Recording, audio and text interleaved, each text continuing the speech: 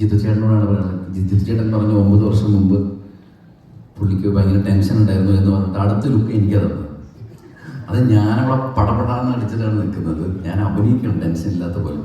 കാരണം ഇത്രയും വലിയ അഭിനയം എന്താണെന്ന് പോലും അറിയാത്ത കാലത്ത് പോലും നമുക്ക് സിനിമ ഇഷ്ടപ്പെടുത്തിയ ലാൽ സാറിൻ്റെ മകള് വരുന്ന ആദ്യ സിനിമ. അപ്പോൾ ആ സിനിമയിൽ എന്ത് സംഭവിച്ചാലും അതിൻ്റെ പൂർണ്ണ ഉത്തരവാദിത്വം എൻ്റെ തലയിലായിരിക്കും. അതിപ്പോഴും ഞാൻ അംഗീകരിക്കും. ഇതിനെന്ത് സംഭവിച്ചാലും എല്ലാ ഉത്തരവാദിത്വം ഞാൻ തന്നെ. പക്ഷേ എനിക്കിപ്പോഴും പറയാനുള്ളത് ആദ്യ സിനിമയാണെന്നുള്ള യാതൊരു ഇൻഹിബിഷൻസും ഇല്ലാതെയാണ് മായ ചെയ്തത്.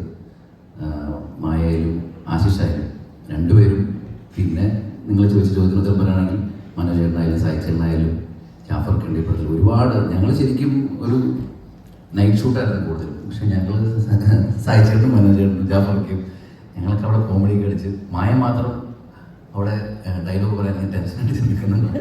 ഞങ്ങളൊക്കെ അവിടെ എൻജോയ് ചെയ്ത്. പക്ഷെ മായയുടെ മുമ്പിൽ നമ്മൾ ടെൻഷൻ ഇല്ലാത്ത അഭിനയിക്കുന്നു. പക്ഷെ ഭയങ്കര രസകരം. ചേച്ചി ഉണ്ടായിരുന്നു ഫുൾ ടൈം. ആൻറ്റിച്ചേട്ടനുണ്ടായിരുന്നു. എനിക്ക് തോന്നുന്നു ആൻറ്റിച്ചേട്ടൻ ഒരു പടത്തിൻ്റെ കൂടെ ഷൂട്ടിങ്ങിന് ഇത്രയും ദിവസം വരുന്നത് ആദ്യമായിട്ടാണെന്ന് എനിക്ക് തോന്നുന്നു. കാരണം ആൻറ്റിച്ചേട്ടൻ അങ്ങനെ എന്നോട് പറഞ്ഞു ഞാനിങ്ങനെ ലൊക്കേഷനൊന്നും പോകാറില്ല, പക്ഷേ ഇവിടെ വന്നിട്ട് തമാശയൊക്കെ പറഞ്ഞിരിക്കാൻ പറഞ്ഞു. അങ്ങനെ ഒരു ഫാമിലി ട്രിപ്പ് പോയാലും പിന്നെ ഒന്നാമത്തെ നമ്മുടെ ലൊക്കേഷൻ കുട്ടിക്കാനമായിരുന്നു. അപ്പോൾ അവിടെ ഒരു വെക്കേഷൻ പോകുന്നൊരു കാലാവസ്ഥയും ഒക്കെ ആയിരുന്നു. നല്ലൊരു അനുഭവമായിരുന്നു. പക്ഷേ എനിക്ക് പറയാനുള്ളത്, എനിക്ക് ഈ പറഞ്ഞ പോലെ മലയാള സിനിമയിൽ ഒരുപാട് സംവിധായകരുണ്ട്. അത് കഴിവ് തെളിയിച്ച എത്രയോ പേരുണ്ട്. അത് പ്രത്യേകിച്ച് ലാൽ സാറിൻ്റെ പടങ്ങൾ ചെയ്ത ഒരുപാട് പേരുണ്ട്. ആശീർവാദിൻ്റെ സിനിമ ചെയ്ത ഒരുപാട് പേരുണ്ട്. പക്ഷേ എന്തോ ദൈവം എനിക്ക് വേണ്ടിയിട്ടാണ് ഈ സിനിമ നോക്കി വെച്ചിരുന്നത്. എനിക്കൊരു യോഗമായി ഞാൻ കാണുന്നു. കാരണം മായയെപ്പോലെ ഒരു ആർട്ടിസ്റ്റ് ഞാൻ ഇന്നും അവരോട് പറഞ്ഞത്, അതായത് മായയ്ക്ക് ഒറ്റ ടെൻഷനേ ഉള്ളൂ, മലയാളം ഭാഷ. ആ ഒരു പ്രശ്നമേ ഉള്ളൂ. പക്ഷെ മലയാളം ഭാഷ എന്ന് പറഞ്ഞാൽ ഈസി ആയിട്ട് ആർക്കും പഠിക്കാവുന്ന ഭാഷയേ ഉള്ളൂ. മായയ്ക്ക് അറിയാം മലയാളം. പക്ഷെ മായ അതിൽ ഒരു കമാൻഡിങ് പവർ കിട്ടുവാണെങ്കിൽ മലയാള സിനിമ കണ്ട ഒരുപാട് നല്ല മികച്ച നടിമാരുടെ ലിസ്റ്റിൽ ടോപ്പ് ലിസ്റ്റിൽ വരുന്ന ഒരു ആർട്ടിസ്റ്റാണ് മായ. കാരണം ഞാൻ രണ്ട് വേഷവും കണ്ടിട്ടുണ്ട് മായയുടെ. മായ ഫസ്റ്റ് ഡേ ചെയ്യുന്നതും ഒരു 10 ദിവസം കഴിഞ്ഞിട്ടും പിന്നെ പടത്തിൽ തയ്യാറാകുമ്പോഴും. കാരണം കോൺഫിഡൻസ് കൂടുന്നതോറും മായയുടെ പെർഫോമൻസ് ബെറ്ററാണ്. അതുകൂടാതെ മായ വന്ന് ആദ്യമൊന്നും മോണിറ്ററിലൊന്നും നോക്കില്ലായിരുന്നു. പിന്നെ അവസാനം കഴിയുമ്പോഴേക്കും മായ വന്ന് മോണിറ്ററിൽ നോക്കിയിട്ട് ചേട്ടാ ഞാൻ ഒന്നും കൂടി ചെയ്യട്ടെ എന്നൊക്കെ ചോദിച്ചു തുടങ്ങി. അപ്പോൾ അടുത്ത പടത്തിൽ മായ ഉറപ്പായിട്ടും ഇതിലും ഗംഭീരമായിരിക്കും. ഇതിന് മോശമെന്നല്ല, ഇതിൽ ഗംഭീരമാണ്. എന്നാലും അടുത്തതിൽ കുറച്ചും കൂടി ബെറ്റർ ആയിരിക്കും. പിന്നെ എനിക്ക് ഒരുപാട് സന്തോഷമുണ്ട് ഇവിടെ എൻ്റെ ടെക്നീഷ്യന്മാരെ, വിഷ്ണു ആയാലും ജെയ്സ് ആയാലും അഖിലായാലും ചമനായാലും, നമ്മൾ എല്ലാവരും ടീമായിരുന്നു. കാരണം നമുക്കൊരു നല്ല സിനിമ ചെയ്യണം. കാരണം ഇത് ഞങ്ങളെല്ലാം മോഹൻലാൽ ഫാൻസാണ്. അപ്പം ഞങ്ങൾക്ക് മോഹൻലാൽ സാറിൻ്റെ മകളുടെ സിനിമ വിജയിപ്പിച്ചേ പറ്റുള്ളൂ.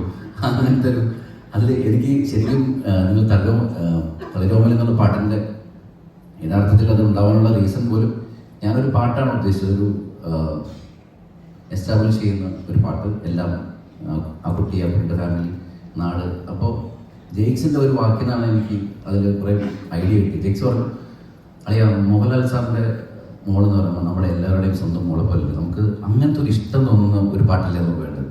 അപ്പോഴാണ് എനിക്ക് കുറേ വിഷ്വൽസ് വന്നത്. കൊള്ളാം എന്നപ്പോൾ പിന്നെ ജെയ്ക്സിൻ്റെ ആയാലും വിഷ്ണുവിൻ്റെ ആയാലും ചമൻ്റെ ആയാലും അഖിലിൻ്റെ ആയാലും പടത്തിൽ വർക്ക് ചെയ്ത എല്ലാവരുടെയും ടെക്നീഷ്യൻസിൻ്റെ ഭാഗത്തു നിന്നായാലും ഇൻപുട്സ് ഉണ്ടായിരുന്നു. അതെല്ലാം വളരെ പോസിറ്റീവായിട്ടുള്ള കാര്യങ്ങളായിരുന്നു.